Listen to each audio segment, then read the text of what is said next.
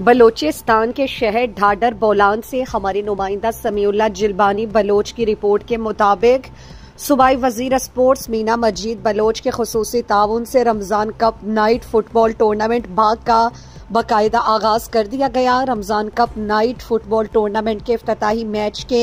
मेहमान खास district sports officer Ayaz Ahmed Dajli, जबकि एजाजी मेहमानान में बाबू उमरानी, सहाफ़ी गुलाम फारूक जतोई, मीर फतेह मोहम्मद सोमरू, कामरेड फयाज अहमद जामोट, बोलान यूथ इत्तेहाद के जिला सदर वडेरा मोहम्मद सलीम जतोई और दीगर थे। इस मौके पर मेहमान खास district sports officer Ayaz Ahmed Dajli और दीगर ने सहाफ़ियों से गुफ्तगू करते हुए कहा कि हम सूबाई वजीर स्पोर्ट्स मीना मजीद बलोच का शुक्रिया अदा करते हैं कि जिन्होंने भाग नाड़ी जैसे पसमानदा इलाके में नौजवानों के लिए स्पोर्ट्स के मौके फराहम किए और उन्होंने मैडम